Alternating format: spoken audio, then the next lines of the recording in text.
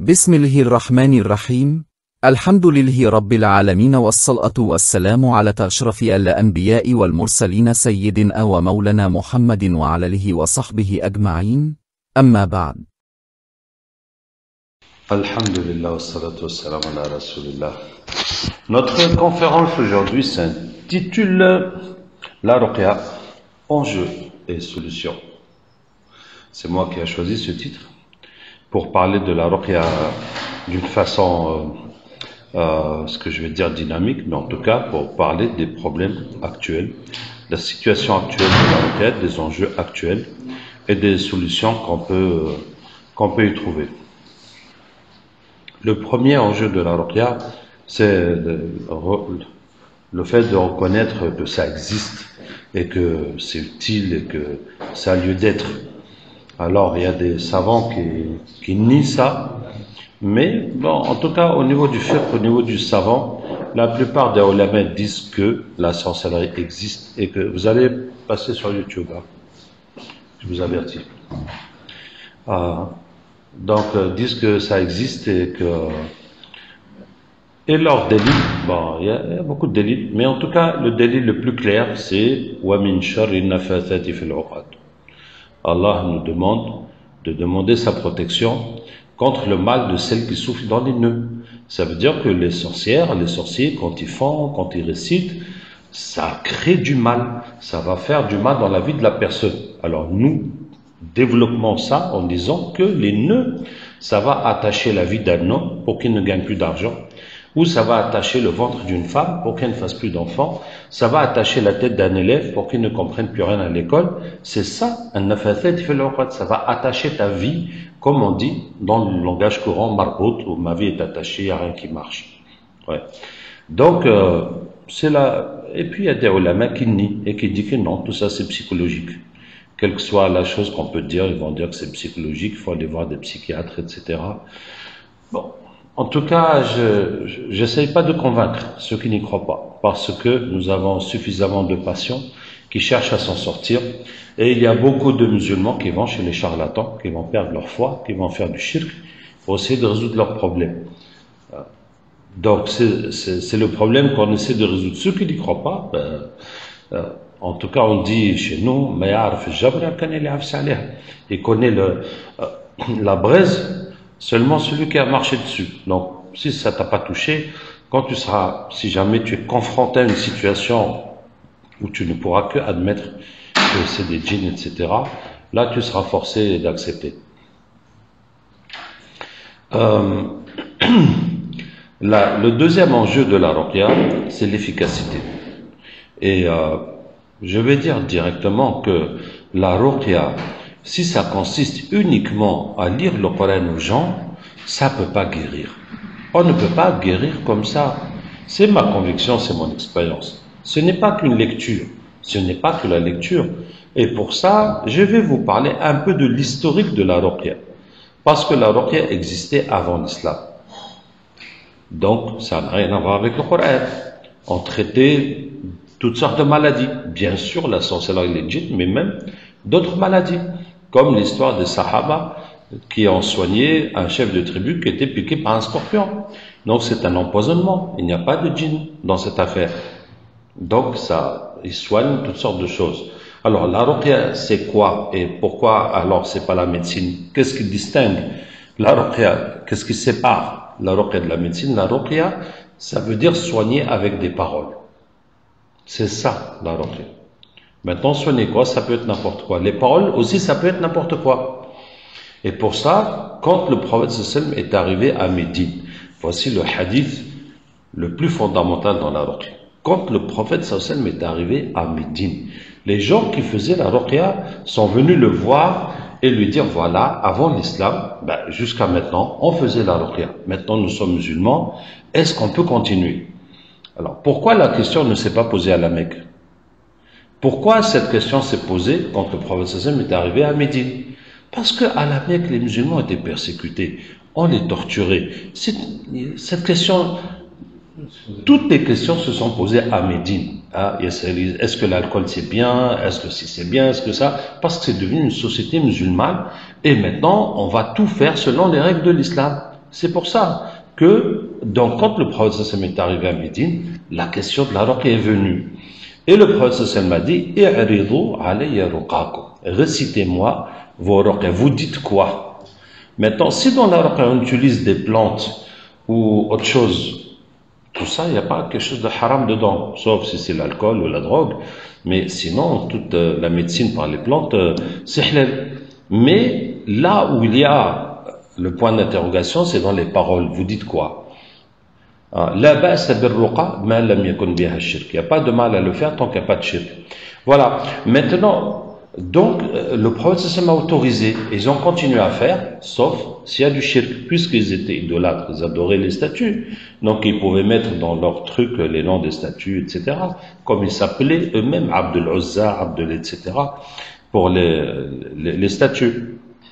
Et regardez l'histoire du Sahabi qui a soigné le chef de tribu qui était piqué par un scorpion avec la Fatiha. Il l'a guéri.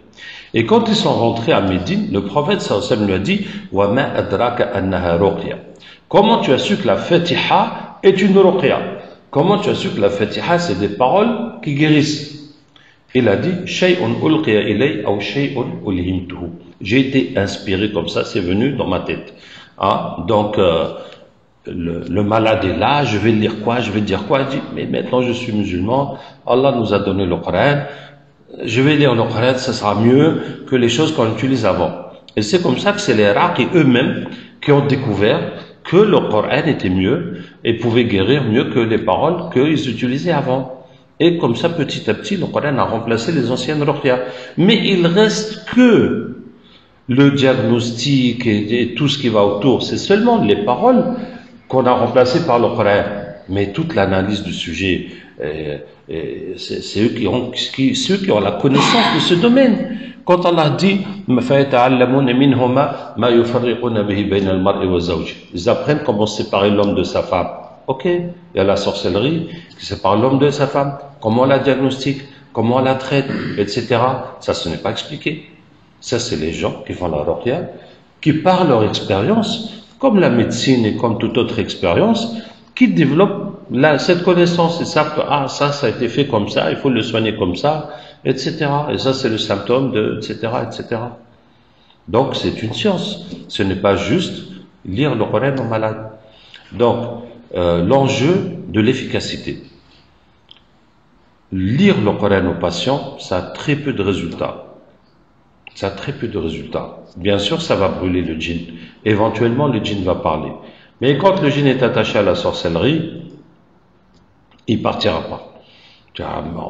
Pour forcer jusqu'à le tuer, c'est très difficile. Et se baser sur qu'est-ce que le djinn va dire pour pouvoir soigner le malade, c'est efficace à 30, 40, 50%. Que le djinn va te donner la solution, comment tu vas résoudre ce problème. Ça veut dire que, franchement, on ne peut pas se baser sur ça. On ne peut pas avoir ça comme plan de guérison. Que je vais lire jusqu'à ce qu'un djinn parle, et puis le djinn, je vais le forcer à cracher le morceau, et comme ça, je pourrai enlever la sorcellerie. Non, c'est inefficace. Et l'autre chose qui est inefficace, c'est de diagnostiquer avec la réaction du patient à la lecture. On va lire, et comment le patient va réagir, c'est ça qui va nous donner la compréhension de son problème. C'est très peu efficace aussi. Donc, le deuxième enjeu de la ruqya, après la reconnaissance de sa réalité, c'est l'efficacité. Parce que quand on n'a pas de résultat, ben après ça remet tout en cause. Et les gens qui voient que le Coran ne marche pas.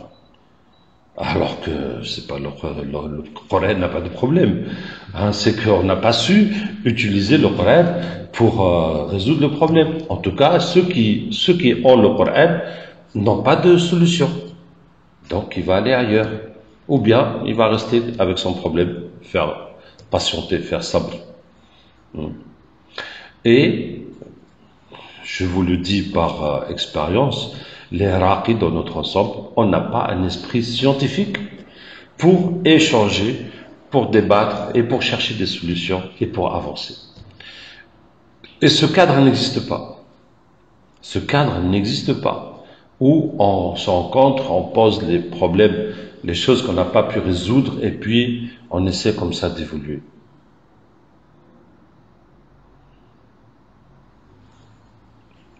Et il n'y a aucune école islamique qui enseigne la ruqya et qui peut te donner une qualification ou un diplôme en ruqya. Vous voyez, c'est terrible. C'est terrible. Depuis tous ces siècles que l'islam existe et que ce problème est posé, les musulmans dans notre ensemble, on n'a pas pu apporter une solution. Donc chaque Iraqi se débrouille avec son expérience.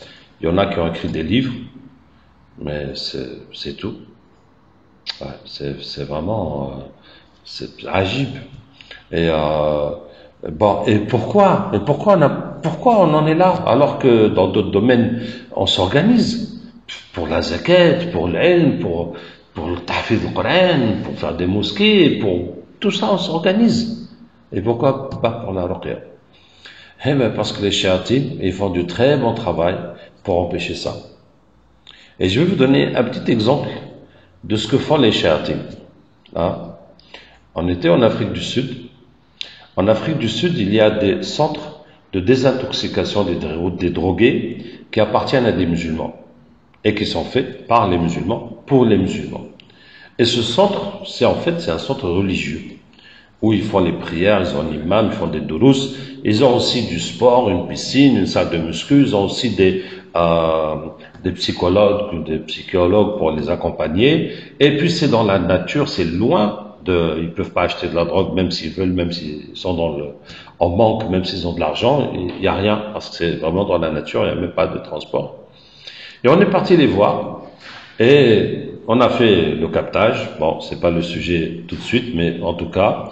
Et la plupart de ceux qui étaient là ils avaient tous des djinns. Ça, c'était automatique parce que quand on fait un péché, même si tu bois l'eau sans dire bismillah, il y a des djinns qui vont venir. Alors, si tu prends la drogue, encore plus. Mais la plupart, ils avaient de la sorcellerie pour gâter leur vie. Et c'est ce qui les mettait dans cette situation de drogue. Et le responsable m'a dit qu'ils ont un taux de réussite de 7%. Ça veut dire que tous les gens qui viennent, après qu'ils finissent, ils passent là-bas 6 semaines, 40 jours et quelques, ils vont presque tous revenir dans la drogue. Donc on a fait, et puis il nous a dit que lui, il veut intégrer la ruqya dans son programme qui est là-bas. Pour que tous ceux qui viennent pour la désintoxication, on va leur faire aussi le programme de la ruqya pour leur enlever la sorcellerie des djinns. Et je dis, c'est exactement ce qu'on veut. Et on s'est mis d'accord, parce qu'un centre de ruqya à 50 km de là, qu'ils vont venir une fois par semaine et traiter tous les gens qui sont là-bas, et voilà. Donc, et il m'a dit que eux, ils sont en lien, ils sont coordonnés avec des centres de désintoxication dans le monde entier. Et ils échangent, et il n'y a aucun centre, nulle part, qui a un taux de réussite plus que 7%. Donc, que ce soit les musulmans ou les koufars, tout le monde, c'est ce qu'ils ont. Ils n'ont pas une solution pour sortir les gens de la drogue. Et qu'est-ce qui s'est passé? Il y a un des gardiens qui a tapé un des malades, et le malade est mort, et l'État est venu, il a fermé le centre. Voilà. Vous voyez, c'est pour vous dire comment les chéatines travaillent. Comment un projet comme ça pouvait avoir beaucoup d'effets. En tout cas, c'est sûr que les gens qui sont là-bas, ça va les aider beaucoup. Les chéatines, ils ont fait un autre plan, et tout est arrêté. Voilà. Et donc, il y a une réalité que vous devez connaître sur l'Irak et que je connais parce que je me balade partout. Mais typiquement, c'était au Ghana, un Irak, il m'a dit que au début, quand il lisait, les djinns parlaient, puis faisaient les efforts, les djinns partaient, les gens s'amélioraient. Mais après, maintenant, il n'y a plus rien. Ils lisent fatigués, il n'y a plus de manifestations, ils font ce qu'ils peuvent avec les gens ne guérissent pas, il n'y a plus d'amélioration. Et quand on a capté, il y avait des chéatines que les sorciers ont mis autour de son centre, et quand quelqu'un vient pour se soigner, ils enlèvent les djinns qui est avec eux, et ils les laissent faire tout ce qu'ils veulent, et quand ils sortent, ils remettent les djinns sur eux, etc. Alors pourquoi? Parce que nous, on travaille à notre façon qui est figée, qui n'est pas évolutive. Mais les sorciers nous observent. Et les sorciers évoluent. Et les sorciers voient qu'on a cassé leur travail. Et eux, ils vont nous étudier avec leur djinn et ils vont trouver des solutions pour casser notre travail. Et nous, pendant tout ce temps-là, on est comme des aveugles. Et on est comme des statues. Ça veut dire on est statique. On ne change rien, on n'évolue pas. Ouais. Donc, je vous ai dit, le deuxième défi de la ruqya, c'est l'efficacité. Et ça, ça m'a mis quelques années, enfin, à vrai dire, ça m'a mis 3 ans de recherche, parce que mon premier contact, c'était 93, et c'est en 97 que j'ai publié la première fois le livre La Ruqya, pour avoir une vue d'ensemble de soigner. Je vous dis par exemple, quand la sorcellerie est dans le corps, ça fait des maux de tête, des maux de dos, sauf le ventre qui est mangé. Mais tous les autres problèmes physiques, on enlève la sorcellerie avec le hijama. On fait les ventouses à n'importe quel endroit où il y a un problème et on lit le Coran et ça va sortir avec le mauvais sang. Simple, efficace, rapide, sunna, pas cher. Beaucoup mieux que de taper et lire pendant des heures. Voilà, une solution très efficace, très simple. Et c'est sunna. Et mashallah. Et ça marche, ça marche. Avant ça, quand une femme avait la sorcellerie dans les ovaires pour pas avoir d'enfant, il fallait qu'on fasse 7 séances de ruqya pour enlever cette sorcellerie. C'est-à-dire, elle vient, on lit, elle va se laver, utiliser l'huile, elle revient, on recommence 7 fois. Donc, à peu près 2 mois de traitement pour que la sorcellerie parte de ses ovaires. Et avec les ventouses, ça part en une seule séance. Et ainsi que la plupart des douleurs et des maladies. Voilà. Donc, voici la solution. Et ce qui fait que la lecture sans les ventouses, on ne la fait pas. On fait les ventouses, on lit. Si la personne n'a rien physiquement, sans problème, par exemple, c'est une sorcellerie dans un cimetière ou ailleurs, eh ben, khalas, on va donner le traitement pour ça. On n'a pas besoin de lire pendant des heures à la personne. Donc, on a, et par exemple, les sorcelleries qui sont loin. Par exemple, une sorcellerie qui est dans le cimetière. Avant, c'était un gros problème. Comment on va faire pour sortir ça? Où est-ce qu'on va trouver le cimetière? Si vous lisez le livre d'Awahid Abdel Bel, c'est pas pour critiquer, mais c'est pour dire, voilà, il dit que on va le lire jusqu'à ce que le djinn parle. Et puis, on va le forcer à dire, elle est où la sorcellerie? Et puis, on va aller la chercher. Et si on ne la trouve pas, on va ramener le patient, puis on va ramener le djinn, et puis on va lui forcer que cette fois-ci, il faut qu'il nous dise la vérité. Mais c'est pas possible. Si la sorcellerie est jetée dans la mer, tu vas la chercher où? Et si elle a été enterrée avec quelqu'un, tu vas creuser la tombe pour chercher la sorcellerie qui est avec le mort? Mais c'est pas possible.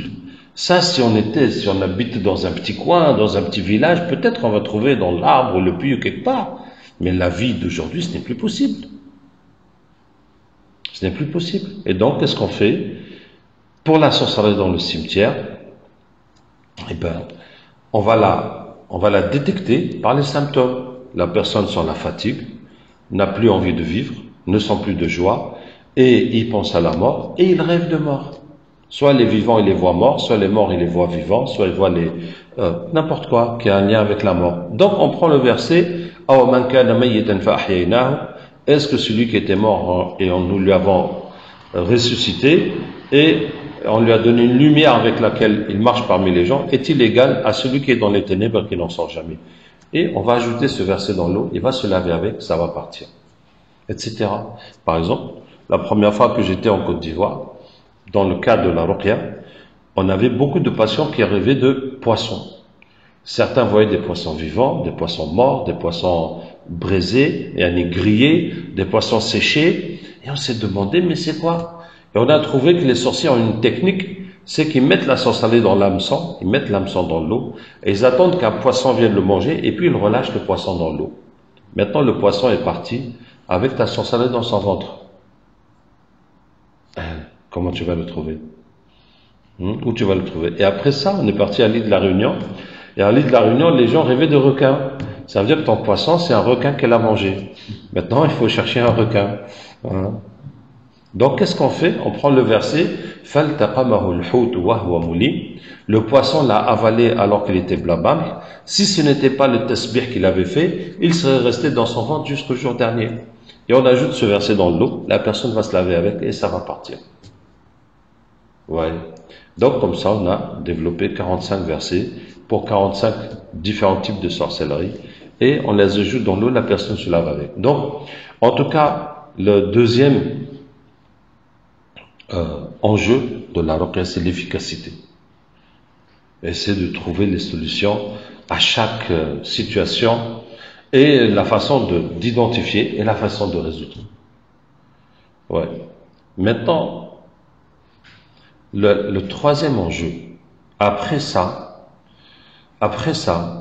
97, pendant des années, j'ai demandé à Allah Ta'ala de nous donner un moyen de combattre les sorciers.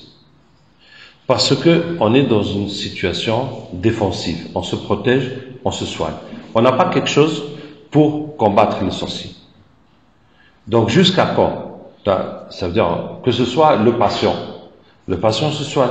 Le sorcier peut lui refaire la sorcellerie tant qu'il veut.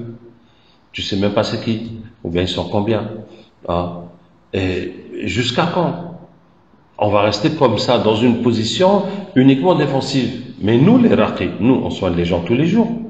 Donc, tous les jours, il y a des nouveaux sorciers qui vont nous faire la sorcellerie pour qu'on arrête. Et on va résister comme ça jusqu'à quand?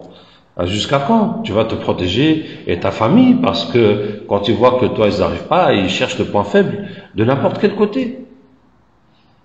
Hein? Mais on va rester quand? Combien de temps? Parce que, subhanallah, tu peux être motivé, lire le Coran, mais combien d'années? Sans faiblesse, sans péché, sans subhanallah. Et nous, notre but, c'est pas ça. C'est pas uniquement de soigner les gens. Nous, on veut que la sorcellerie disparaisse. Hein? Ces gens-là, on veut les éliminer. On veut qu'ils disparaissent de la terre. Donc ça ne nous suffit pas de soigner les gens, et puis eux, ils continuent à travailler. Et c'est ça que j'ai demandé à Allah pendant longtemps. Et pendant longtemps, on n'avait que le combat dans le rêve. C'était la première chose qu'on avait. Ça veut dire que le point faible du sorcier, c'est quand tu le vois dans tes rêves. Par exemple, il y avait une jeune fille, c'était une de ses grand-mères qui lui faisait la sorcellerie, ça veut dire sa belle grand-mère. Et dans le rêve, la vieille est venue avec un couteau pour la poignarder, et la fille lui a enlevé le couteau et l'a poignardé, et la vieille s'est levée le matin, elle a vomi du sang pendant 3 jours, et puis elle est morte. Voilà. Donc c'est ce qu'on fait, qu'on dit à nos patients de faire. Avant de dormir, demandez à Allah de vous ramener la personne qui vous a fait ça pour le tuer sans aucune pitié ni hésitation. Et ça va se retourner sur lui. Des fois, il doit arriver des choses, des fois on ne voit pas. Parce que, bon, on ne les connaît pas forcément, mais des fois, il leur arrive. Et des fois, la personne voit que non, la personne est là. Et des fois, il l'a tué plusieurs fois dans le rêve, mais ça finit pas. Bon, c'est un combat. Au moins, on a quelque chose pour se battre. Mais c'est déjà ça. Mais on voulait plus. Et jusqu'à ce qu'on a découvert le captage. Jusqu'à ce qu'on a découvert le captage. Et le captage, c'est ce qui fait qu'aujourd'hui, notre conférence a été annulée. Et puis on s'est mis dans une petite salle pour que je fasse la conférence devant mon ordinateur et que je passe ça sur YouTube. Subhanallah. Parce que des gens, ils ont dit que ce gars-là, il demande l'aide des djinns. Il fait du shirk. La hawla wa la quwwata illa billah. Sans aucun délil, parce que tous ces gens qui ont critiqué, aucun n'a donné de délil. S'ils avaient des délils, ils auraient donné. Mais comme aucun n'a donné de délil, ça veut dire qu'ils n'ont pas de délil. Ils n'ont pas de délil. Hein. Et alors? Et puis, laisse-moi faire la conférence, et puis viens dire devant tout le monde que je fais du shirk. Subhanallah. Mais c'est comme ça. Ça, c'est notre situation des musulmans. Hein. C'est notre situation, c'est notre situation. Au lieu de trouver des solutions pour avancer, voilà ce qu'on est en train de faire. J'ai jamais refusé de débattre avec qui que ce soit. qu'Allah nous aide. Ouais, de toute façon, voilà, on parle. Donc le captage, c'est venu comment? C'est venu que le premier groupe que j'ai formé au Burkina en 2005, quand je les ai laissés, les sorciers ont fait la sorcellerie sur eux comme la pluie. Sur eux, sur leurs patients, sur leur famille. Si quelqu'un vient il a 1 ou 2 ou 3 problèmes, il va aller mieux quelques jours, puis il va se retrouver avec 10 problèmes.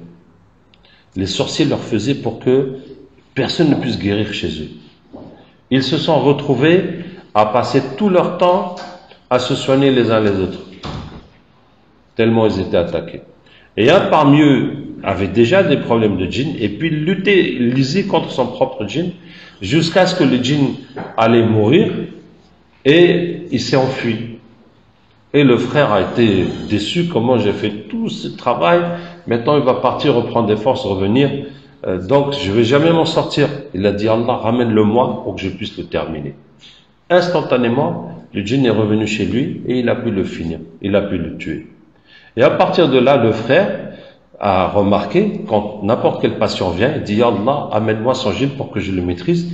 Immédiatement, le djinn vient chez lui. Il dit, mais qu'est-ce que je fais là? Mais moi j'étais avec lui. Comment je suis venu là? Donc on lui dit, nous avons demandé à Allah de te ramener et Allah t'a amené. Et le djinn, d'abord il est là et puis il parle tout de suite. Alors que pour faire parler le djinn chez un patient, c'est très difficile et des fois c'est impossible. La plupart du temps même c'est impossible. Et puis le djinn devient vulnérable totalement. Dès qu'on tape la main, ça lui coupe la main et puis le bras. Et puis il va voir qu'on va le tuer, donc il va accepter l'islam. Parce que le rapport de force, c'est comme un poisson qu'on a sorti de l'eau. Tu vois, si tu vas attraper le poisson dans l'eau, il est dans son élément, et toi tu es très faible pour attraper le. Mais dehors, ça a complètement changé le rapport de force. Et voilà. Et donc, la première fois qu'on a vu ça, d'abord, je n'ai jamais douté que c'est halal. Parce qu'on demande à Allah, et Allah amène le djinn. Mais quel problème? Ça veut dire, des fois on me dit, tu n'as pas le droit de ramener le djinn dans un corps. Mais moi je fais quoi pour ramener le djinn? Est-ce que je vais l'attraper? Je vais le tirer? Je vais faire quoi? Moi je demande à Allah. Et Allah a ramené le djinn. Donc, regardez, si je mets mon chapeau là, tu vois, et je dis, Ya Allah, donne-moi $1 million. Tac, je trouve $1 million. Vous avez ça vous pose un problème? Allah dit, Ud'ouni astajib lakum. Mais si je dis tarabouche, takatouche, papouche, tatartouche, et le $1 million, vous dites non, non, non. Là, c'est les djinns qui ont ramené ça. Mais si je demande à Allah, et Allah a ramené le djinn, il y a quel problème? Je n'ai jamais eu de doute parce que la procédure est claire et limpide. Tu vois, et après pour comprendre quoi, puisque les djinns possédaient l'homme, le djinn est parti, on a demandé à Allah de le ramener, Allah l'a ramené. C'est tout. Et ça veut dire que le passage est déjà là. Le passage est déjà là. La possibilité de parler est déjà là. On a trouvé le moyen de ramener le djinn. C'est tout. C'est comme en médecine, le virus et le microbe qu'on va prendre pour fabriquer le vaccin. On le neutralise, on l'injecte et ça développe les anticorps, ça y est. Quand on a su faire le vaccin avec le microbe et le virus, c'est qu'on a gagné la bataille contre la maladie. On a vaincu la maladie. Donc, le même problème de possession que les gens sont possédés, on a appris à retourner la situation contre les djinns. Et la première fois qu'on a vu ça, on a pensé que c'était quelque chose de spécial qu'Allah lui a donné, parce qu'il a beaucoup souffert, le frère, il a fait beaucoup d'efforts, mais très vite on a vu que tous ceux où les djinns ont parlé pouvaient le faire. Et on a commencé à les multiplier, à les fabriquer, à les entraîner, les capteurs partout, et ça marche de la même façon. Et après, petit à petit, ça développe, et puis jusqu'à maintenant, ça se développe, puisque vous pouvez voir dans mes vidéos que chaque fois, il y a des nouveaux versets qui viennent. Par exemple, récemment, quand je captais, et puis il y avait un djinn qui était un peu têtu, et le capteur m'a dit, Admirho, ça veut dire, tape-le dans la tête. Alors j'ai lu le verset, nous frappons le faux avec la vérité, et le frappe à la tête et il est mort. Tu vois? Et quand j'ai dû ça, et puis les djinns souffraient jusqu'à ce qu'ils se convertissent, je leur dis, mais ça vous fait quoi? Ils disent, c'est des gros marteaux de lumière qui nous frappent. Alhamdulillah. La vérité qui frappe le faux. Voilà, on le vit. Donc ça évolue. Mais la première fois qu'on a utilisé les versets, je vous ai dit au début, on les découpait et puis on discutait avec eux. Et puis après, on a vu que ça ne sert à rien de discuter, il suffit de dire le verset, il va le voir, il va le vivre. La première fois, c'était une patiente qui avait un djinn amoureux. On a amené le djinn amoureux, je lui ai parlé, il a accepté d'être musulman. Il a fait la shahada. Il était content. Je dis, ok, maintenant tu peux partir. Il me dit, mais pourquoi je l'aime? Je suis musulman. Je suis prêt à la marier, hein, à l'épouser. Ah. Donc ça, c'est un problème. Parce que même chez les fuqaha, il y a divergence sur la possibilité d'épouser les djinns ou pas. Hein? Et c'est pour ça, je vous dis que le monde des djinns, dans le fiqh, n'est pas connu. N'est pas connu parce que n'est pas connu. Et puis les fuqaha, quand tu vois les arguments des uns et des autres, c'est pas très solide. C'est léger. Hein? En tout cas, ceux qui sont contre le mariage des hommes avec les djinns et qui disent que les juz, leur preuve, leur argument, c'est le verset وَمِنْ آيَاتِهِ أَنْ خَلَقَ لَكُم مِنْ أَنفُسِكُمْ أَزْوَاجًا. Parmi ces signes, il vous a créé de vous-même des épouses ou des époux, des conjoints. Hein? Et donc, quand le djinn m'a dit ça, je lui ai lu le verset. Je lui ai dit وَمِنْ آيَاتِهِ أَنْ خَلَقَ لَكُم مِنْ أَنفُسِكُمْ أَزْوَاجًا لِتَسْكُنُوا إِلَيْهَا. Et quand j'ai lu le verset, il a dit ah, Allah m'a donné une femme, c'est bon, j'ai plus besoin d'elle. Une femme djinn. Allah lui a donné une femme djinn. Alhamdulillah. Donc ça s'est réglé. Et à partir de là, n'importe quel djinn amoureux, on lit le verset, boum, il va voir ses femmes djinn, ou bien son mari djinn, et puis il n'a plus envie de l'humain. Et c'est réglé. Et puis après, on a commencé comme ça à utiliser les versets pour n'importe quelle situation, et ça marche. Donc, quel que soit le problème que le djinn a, vous voyez, par exemple, une fois dans une vidéo, peut-être que vous l'avez vu, il y avait un djinn qui adorait le soleil. J'ai essayé jusqu'à ce que j'ai lu le verset, hein, Alam tara anna Allah yasjudu lahu man fis samawati wa man fil ard wa shams wal qamar wal nujum. N'as-tu pas vu que le soleil se prosterne à Allah? Ah, c'est tout. C'est ça qui l'a convaincu. Bon, donc qu'est-ce que je disais? Voilà. Le captage nous a apporté la solution pour renverser le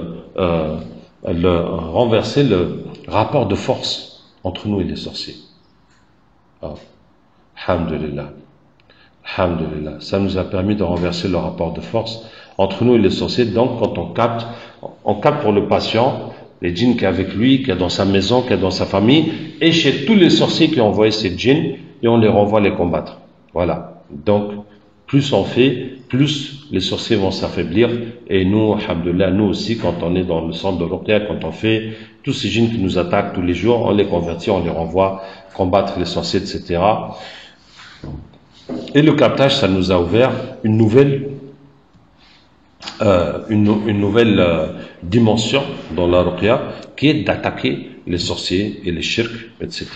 Et par exemple, on va dans les endroits où il y a le shirk, hein, où il y a la sorcellerie, on va dans les réunions de sorciers, on va visiter les sorciers les plus célèbres, hein, pour enlever leur djinn, leur pouvoir, et les retourner contre eux. Ouais, alhamdulillah, alhamdulillah, parce que ça c'est, je vous donne l'exemple, il y avait une fois au Togo, un da'i qui est parti prêcher les idolâtres, les féticheurs, dans un village où il y avait des musulmans et des féticheurs. Et il est parti pour faire da'wa aux idolâtres. Il a dormi dans la mosquée. Le matin, il s'est retrouvé dans la rivière. Hein, il s'est retrouvé dans la rivière. C'est-à-dire, toi, tu vas expliquer aux gens qui adorent les statues que c'est pas bien. Eux, ils t'ont montré le pouvoir de leurs statues. Voilà nos statues, ce qu'elles sont capables de faire. Est-ce que toi, tu es capable de montrer le pouvoir d'Allah? Donc, tu n'es pas capable. Hein? Alors que eux, ils te montrent les statues, concrètement, qu'est-ce qu'elles peuvent faire. Hein? Et toi, tu peux pas montrer ce qu'Allah peut faire. Donc, tu peux pas les convaincre. Hein?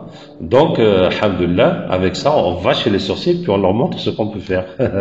Que tous leurs djinns, on les enlève, on les retourne contre eux, et ça va gâter tout leur travail. Alhamdulillah. Bon.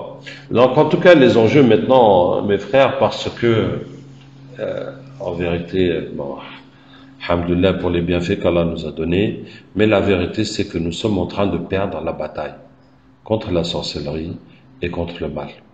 Nous sommes en train de perdre la bataille. Ça veut dire que la sorcellerie, le satanisme se développe beaucoup plus vite que nous développons la ruqya. C'est-à-dire que nous pouvons unir, former les raqis, développer la ruqya. Et je ne sais pas si vous avez vu ma vidéo, mais récemment au Mali, il y a un grand centre de sorcellerie qui a été inauguré de façon officielle avec le ministre de la Culture et des grandes personnalités qui viennent de plusieurs pays. Subhanallah. Alors que la ruqya, impossible. Wallah, subhanallah, impossible. Quand des pays, même des pays, des gouvernements nous appellent, disent venez nous aider parce que on a des problèmes, il y a eu une guerre, il y a eu beaucoup de sacrifices, beaucoup de morts, beaucoup de gens ont enterré des trucs, beaucoup de gens ont fait des sorcelleries. Et parce que quand, par exemple, il y a un gouvernement, l'opposition va faire des sorcelleries pour bloquer le gouvernement, pour qu'il échoue, pour que eux soient élus à leur place. Mais quand eux sont élus à leur place, toutes les sorcelleries qu'ils ont fait pour bloquer le pays sont toujours là. Tu vois, et les autres vont aussi leur faire la sorcellerie pour bloquer le pays. Tout est bloqué. Tout est bloqué. Tu vois, tout est bloqué au point qu'une fois, quelqu'un m'a raconté qu'il était responsable de faire la route. Ils ont commandé des pavés pour faire la route. Et le gars qui fabrique des pavés leur a fabriqué des pavés triangulaires. C'est un truc de fou. Mais comment tu vas paver la route avec des pavés triangulaires? C'est pas normal. Subhanallah. Pour dire des blocages incroyables. Ouais. Et même quand ils nous appellent pour résoudre ça, il faut que ce soit en cachette. Il faut que personne n'entende, ne sache ou ne voit qu'on appelait des raqis pour nous aider. Alors que les sorciers, masha'Allah, là, on leur donne toute la place. Et voilà. Donc l'autre enjeu, cette bataille, on est en train de la perdre. Et le mal se propage de plus en plus. Par exemple, nous, on va soigner combien de gens?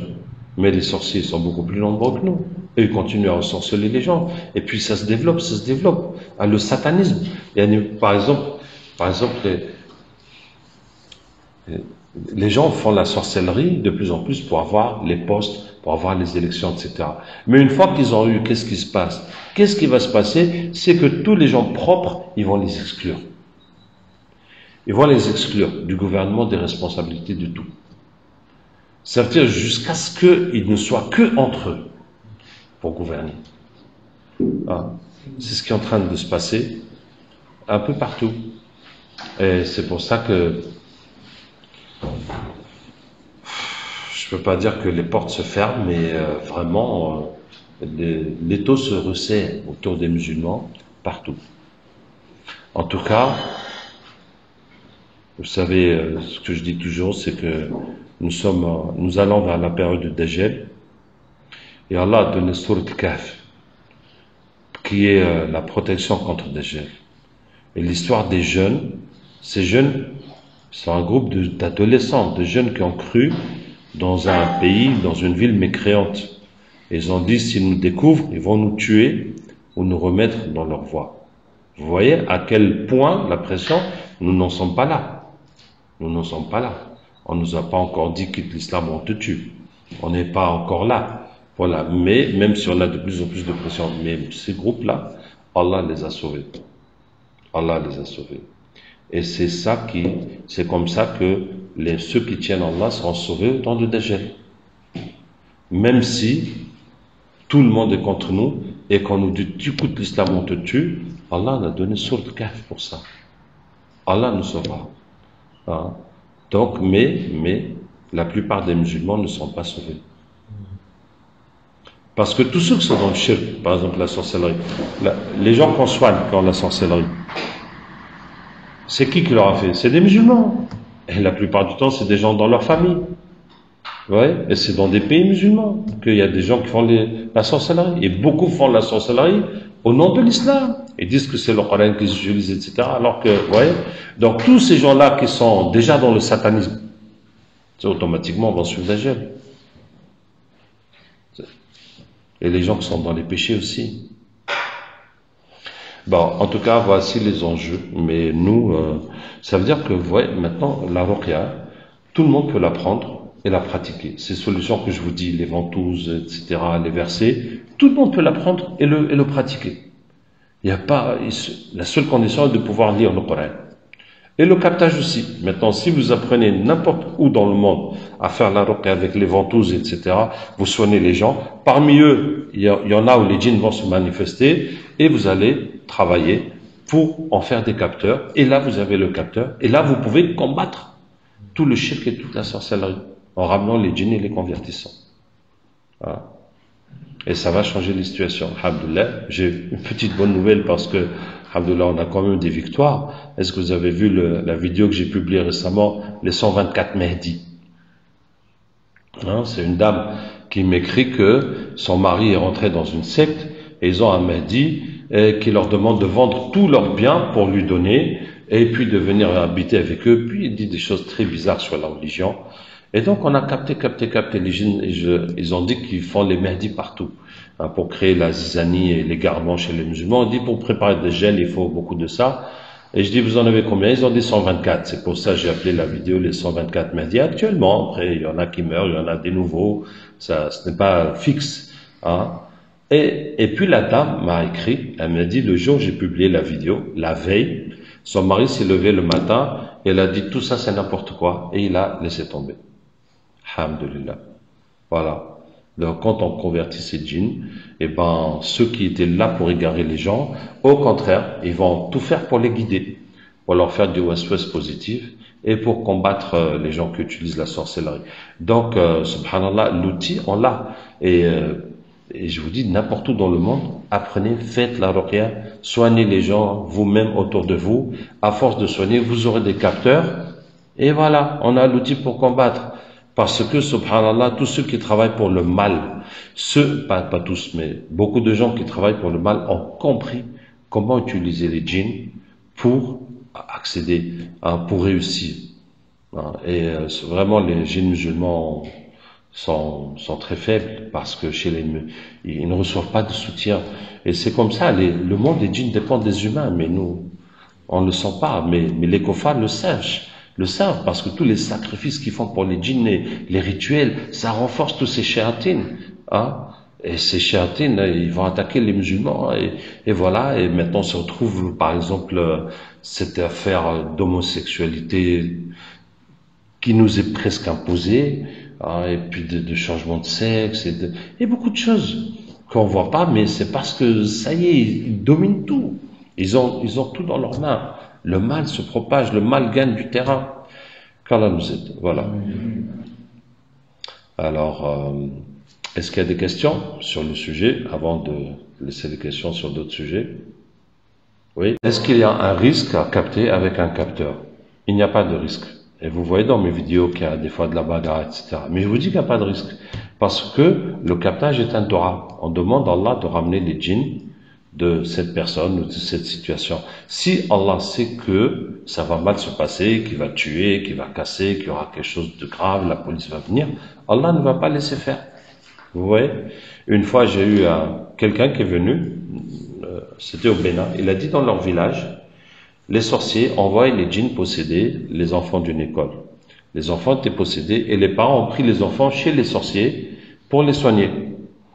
Je dis, ok, on va demander à Allah de ramener les djinns. Donc on a demandé, les djinns sont venus, sont convertis. J'ai dit, les djinns des enfants sont venus. Ils ont dit non, seulement les djinns des sorciers. J'ai dit, ok, on va demander à Allah de ramener les djinns des enfants. Et quand on a demandé, le djinn a dit non, Allah n'a pas voulu, parce que si les djinns des enfants viennent et se convertissent, les enfants seront guéris et les gens diront que les sorciers ont guéri les enfants. Parce que en ce moment-là, les enfants étaient chez les sorciers pour être soignés. Vous voyez? Donc, il n'y a pas de risque. C'est pour ça que, il y a une vidéo. Vous voyez, quand on a fait l'île du diable, on a fait le captage, on est parti dans l'île du diable. Et finalement, en tout cas, nous, au niveau des djinns, ils ont dit que c'était le plus grand centre satanique au Sénégal.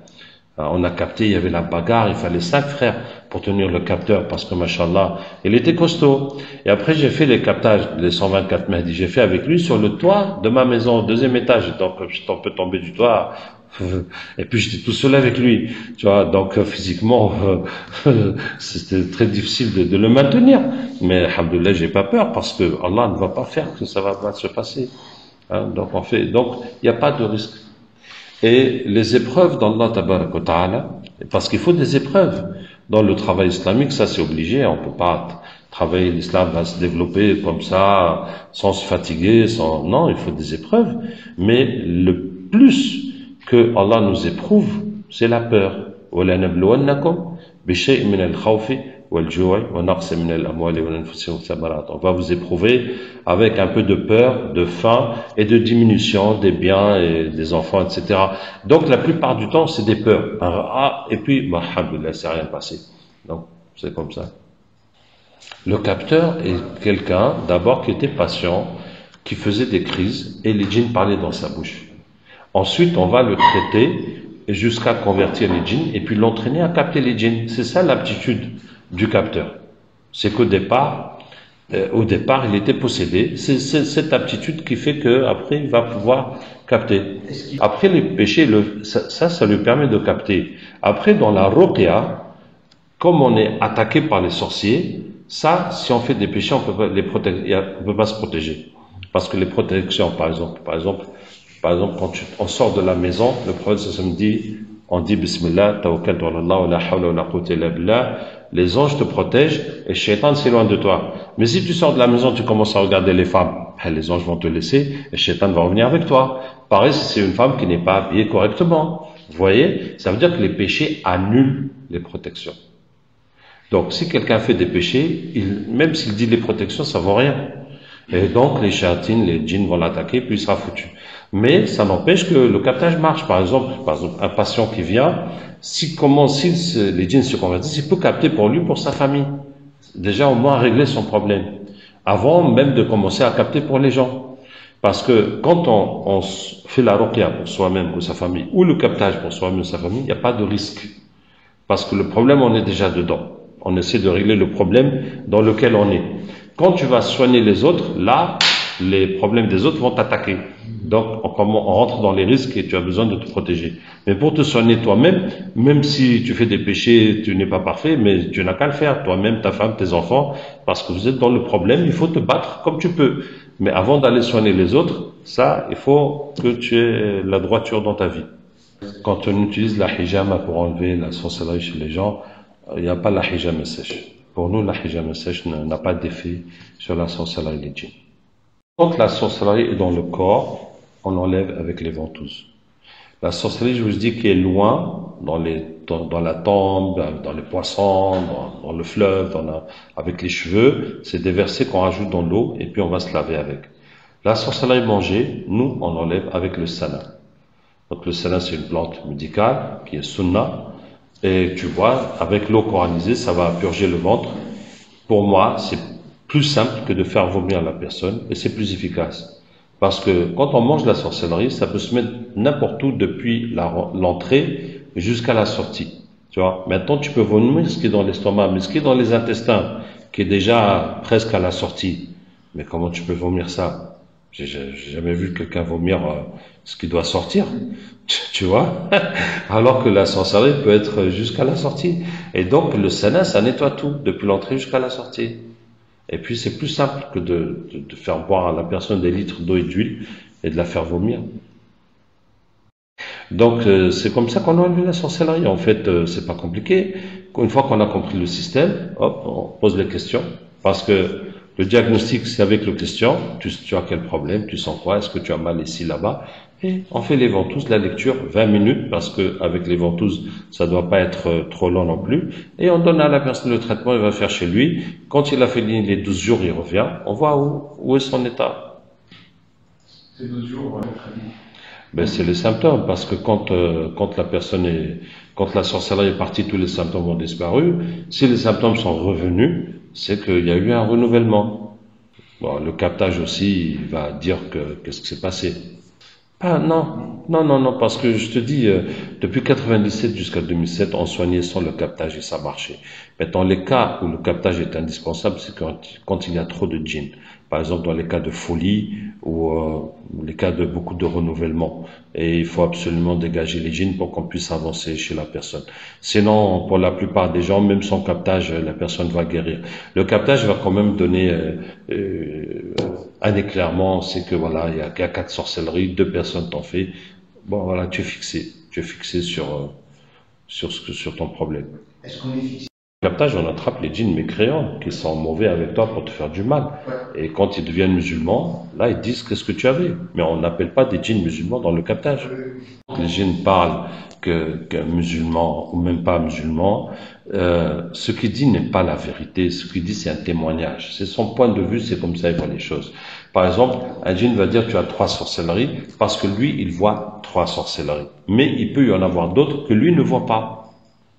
Et quand on va enlever les 3, il va dire ah bah tiens, il y en a 2 autres, mais parce qu'au début il les voyait pas. Donc ce qu'il dit, c'est ce qu'il voit, c'est tout, ce n'est pas ça la vérité.